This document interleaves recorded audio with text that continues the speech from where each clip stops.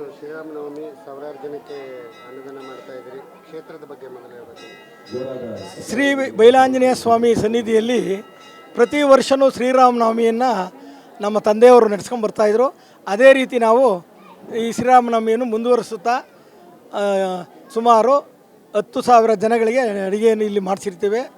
ಆಮೇಲೆ 10,000 ಜನ ಭಕ್ತರಿಗೆ ಇಲ್ಲಿ ವ್ಯವಸ್ಥೆಯನ್ನು ಮಾಡಿದ್ದೇವೆ. ಅದೇ ರೀತಿ ನಮ್ಮ ದತ್ತಪ್ಪನವರು ಹನುಮ ಜಯಂತಿ ದಿನ ಅವರು 10,000 ಜನಕ್ಕೆ ಅಡುಗೆ ಮಾಡಿಸ್ತಾರೆ. ನಾವಿಬ್ಬರೂ ಇಲ್ಲಿ ಅವ್ರ ತಂದೆ ನಮ್ಮ ತಂದೆ ಈ ಮೂಲ ಕಾರಣ. ಯಾಕೆಂದರೆ ಈ ಸನ್ನಿಧಿ ಇವತ್ತು ಈ ಥರ ಆಗಬೇಕು ಅಂದರೆ ಅವ್ರ ತಂದೆ ನಮ್ಮ ತಂದೆ ಇದಕ್ಕೆ ಕಾರಣ ಅಂಥೇಳಿ. ಆಮೇಲೆ ನಮ್ಮ ಯಲರಾಮ ಕೃಷ್ಣಪ್ಪನವರು ಕಾರಣ. ಎಷ್ಟು ವರ್ಷಗಳ ಇತಿಹಾಸ ಇದೆ? 400 ವರ್ಷಗಳ ಇತಿಹಾಸ ಇದೆ. ಹೇಗೆ ಸ್ವಾಮಿ ಬಂದು ಸ್ವಾಮಿ ಇದನ್ನು ಚೋಳರು ಕಟ್ಟಿದ್ದು ದೇವಸ್ಥಾನ, ಚಿಕ್ಕದಾಗಿ ಒಂದು ಮಂಟಪ ಥರ ಕಟ್ಟಿದ್ರು. ಆಮೇಲೆ ಜೀರ್ಣೋದ್ಧಾರ ಮಾಡಿದ್ರು. ಆಮೇಲೆ ಎಲ್ಲ ಭಗವಂತ ಚೆನ್ನಾಗಿ ನಡೆಸ್ತಾವನೆ. ಪ್ರತಿ ಶನಿವಾರ ಪ್ರತಿ ದಿನವೂ ಪೂಜೆ ನಡೀತದೆ.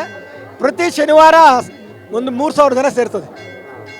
ಆಮೇಲೆ ಪ್ರತಿ ದಿನವೂ ಪೂಜೆ ಚೆನ್ನಾಗಿ ನಡೀತದೆ ಭಗವಂತನ ಸನ್ನಿಧಿಲಿ.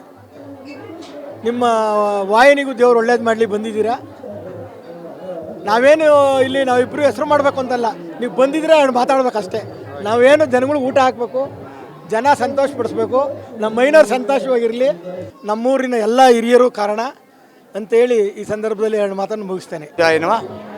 ಈ ದಿವಸದ ಶ್ರೀರಾಮನವಮಿಯ ಪ್ರಯುಕ್ತ ವಿಶೇಷವಾದ ಪೂಜೆ ಮತ್ತು ಲೋಕ ಕಲ್ಯಾಣಾರ್ಥವಾಗಿ ಸೀತಾರಾಮರ ಕಲ್ಯಾಣೋತ್ಸವ ನಡೀತಾ ಇದೆ. ಇವತ್ತು ಬೆಳಗಿನ ಸಂಜೆವರೆಗೂ ಕಾರ್ಯಕ್ರಮ ನಡೀತಾ ಇದೆ. ಹಾಗೆ ಅನ್ನದಾಸೋಹ ಕಾರ್ಯಕ್ರಮ ಪ್ರತಿ ವರ್ಷದಂತೆ ಈ ವರ್ಷವೂ ಸಹ DM ಗೌಡರು ಅವರ ಸಹೋದರರಿಂದ ಈ ಪ್ರತಿ ವರ್ಷ ನಡೀತದೆ. ಪ್ರತಿ ಹನುಮಾನ್ ಜಯಂತಿಯಲ್ಲಿ ಈ ನಮ್ಮವರಾದಂಥ ದತ್ತಪ್ಪರಿಂದ ಪ್ರತಿ ಹನುಮಾನ್ ಜಯಂತಿ ವಿಶೇಷವಾಗಿ ನಡೀತದೆ. ಹಾಗೆ ಇಲ್ಲಿ ಭಕ್ತಾದಿಗಳಲ್ಲಿ ಏನಂದರೆ ಏನೇ ಕೋರಿಕೆಗಳು ಕೇಳ್ಕೊಂಡ್ರು ವಿಶೇಷವಾಗಿ ಫಲ ಆಗುತ್ತೆ. ಮಕ್ಕಳಾಗದಿಲ್ಲದಿರೋ ಮಕ್ಕಳಿಲ್ಲದಿರೋ ಮಕ್ಕಳ ಫಲ ಮತ್ತು ವಿಶೇಷವಾದ ಫಲಗಳು ಸಿಗುತ್ತೆ. ಏನೇ ಕಷ್ಟಗಳಿದ್ರು ಕೋರ್ಟ್ ಕಚೇರಿ ಅಥವಾ ಇನ್ನೊಂದು ಮತ್ತೊಂದು ವಗೇರೆಗಳಿದ್ದರೂ ಕಷ್ಟಗಳನ್ನ ಪರಿಹಾರ ಆಗುತ್ತೆ. ಅದಕ್ಕೆ ಸಾವಿರಾರು ಜನ ಭಕ್ತಾದಿಗಳು ಬಂದು ಅವ್ರ ಕಷ್ಟಗಳನ್ನ ಪರಿಹಾರ ಮಾಡ್ಕೊಂಡು ಹೋಗ್ತಾ ಇದ್ದಾರೆ.